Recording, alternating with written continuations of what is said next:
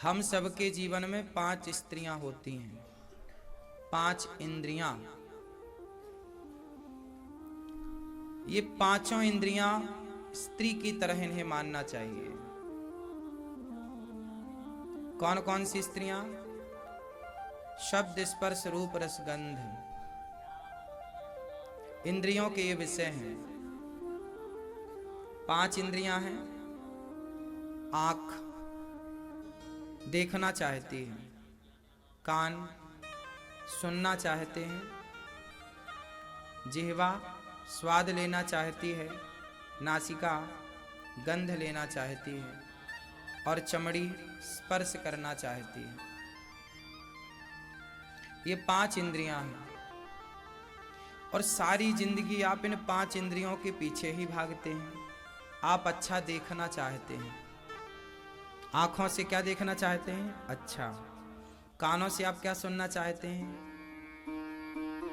आंखों से आप संसार को देखना चाहते हैं। देखते देखते आपका जीवन निकल गया, पर देखने से तृप्ति नहीं मिली। सारी जिंदगी हम अपनी आंखों की गुलामी करते हैं। इसलिए कहता हूं, आंखों से जगत को क्या देखना, आंखों से जगन्नाथ को देखो, भगवान को देखो। कानों से क्या सुनना चाहिए? भगवान की कथा। आप लोग क्या सुनते हैं? निंदा, चुगली, उसके साथ कैसा हुआ, वो कैसा है, क्या करना कि वो कैसा है। आप लोगों को बड़ा स्वाद मिलता है निंदा सुनने में। क्यों सुनना है निंदा? हमारे देश में आज लगभग लोग निंदा ही करते हैं। आप हर चौराहे नुक्कड़ में 4 लोग बैठे मिलेंगे, वो बातें करेंगे तो किसी ना किसी की बातें ही करेंगे। वो 4 स्त्रियां जहां बैठी होंगी, 4 पुरुष जहां बैठे होंगे, वहां जरूर आप समझ लो कि वहां निंदा ही चल रही है। हाँ या ना? सवाल मेरा आपसे है कि किसी के बारे में किसी की निंदा करने से आपको फायदा क्या है? एक बात बताएं, जब आप किसी की बातें करते हैं ना, तो उसके गुण आपके भीतर आ जाते हैं। इसलिए कहता हूं कि भगवान की बातें करने से भगवान के गुण भीतर आएंगे, संतों की बातें करने से संतों के गुण भीतर आएंगे, और गलत व्यक्ति के बारे में बातें करेंगे तो उसके गलत गुण हमारे भीतर आ जाएंगे। आप किसी की बुराई कर रहे हैं, क्या होगा? किसी की बुराई करके आप प्राप्त क्या कर लोगे? इसलिए कानों को बुराई सुनने के लिए नहीं, कानों को भगवान की कथा सुनने के लिए रखिए। आंखों से दर्शन, कानों से कथा,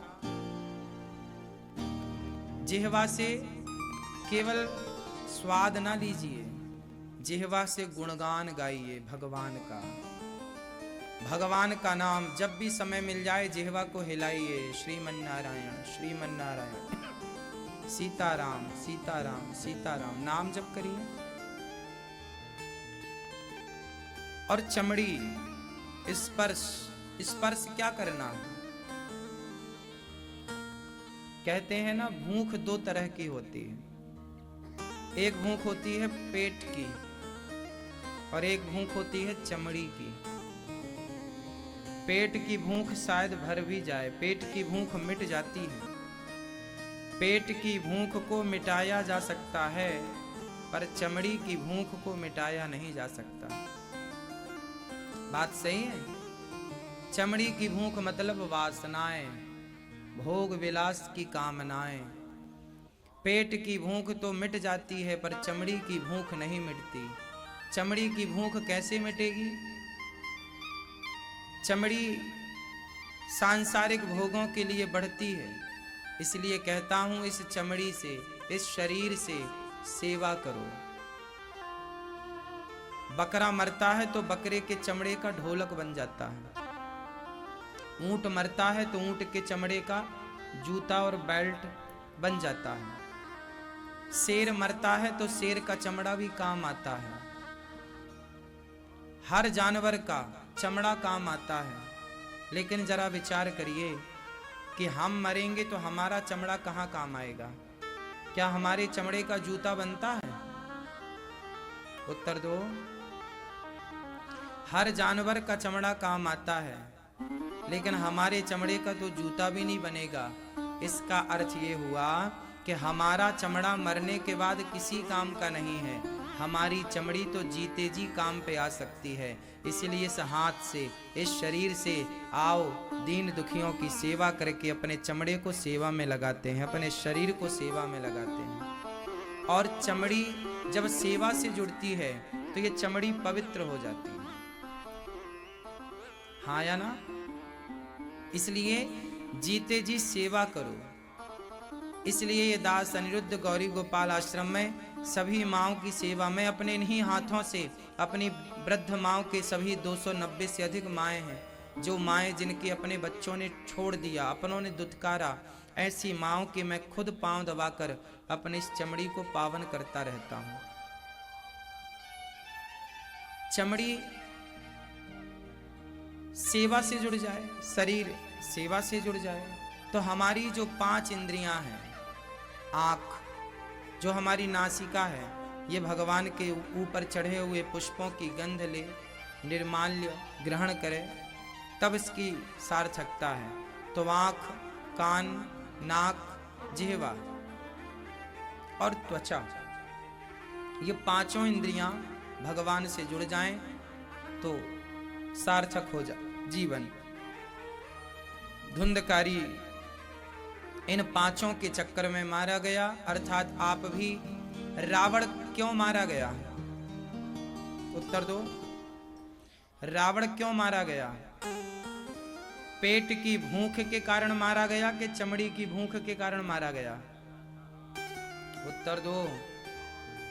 रावण को पेट की भूख थी कि चमड़ी की भूख थी? जोर से।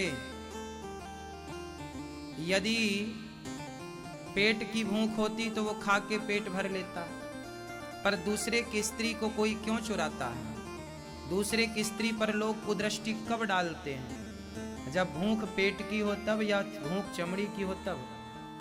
रावण की चमड़ी की भूख ने रावण का सर्वनाश कर दिया, हाँ या ना? इसलिए इस इंद्रिय को संभालो, सत्संग करके, ध्यान करके अपने इंद्रियों को, अपने मन को अपने वश में रखो। इतना भी चंचल ना हो तुम्हारा मन कि तुम्हारा मन ही तुम्हारे सर्वनाश का कारण बन जाए। रावण का चंचल मन ही तो रावण के सर्वनाश का कारण बन गया, हाँ या ना?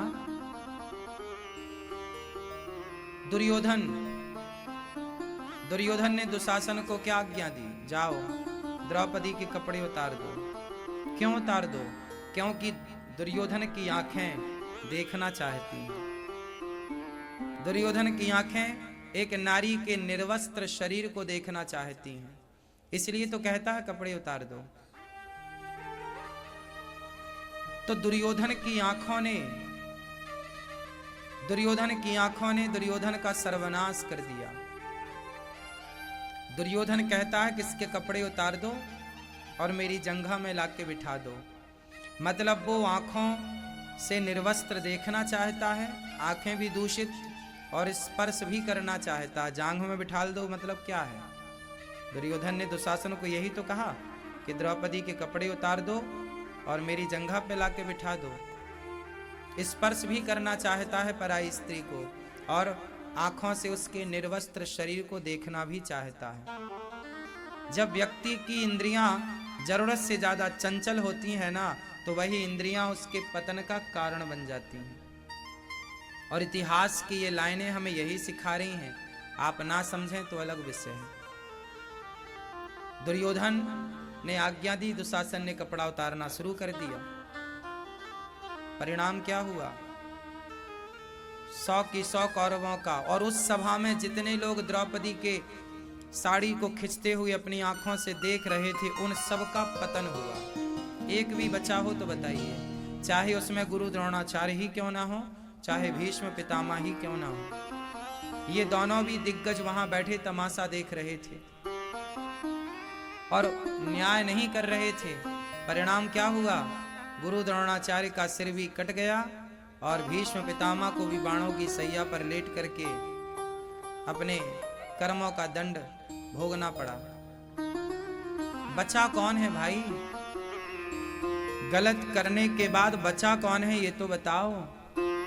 लाख आंख से देख रहा है तुझे देखने वाला, सच की खेती कर ले चतुर नर, समय गुजरता जाता मेरे मालिक की दुकान में सब लोगों का खाता। भगवान क्या नहीं देख रहे हैं, भगवान किसे नहीं देख रहे हैं। तुम बचोगे तो कब तक बचोगे, मनमानी करोगे तो कब तक करोगे। किसकी मनमानी चली है कि तुम्हारी चलेगी। इसलिए शास्त्रों की इन बातों को जरा गंभीरता से देखना चाहिए।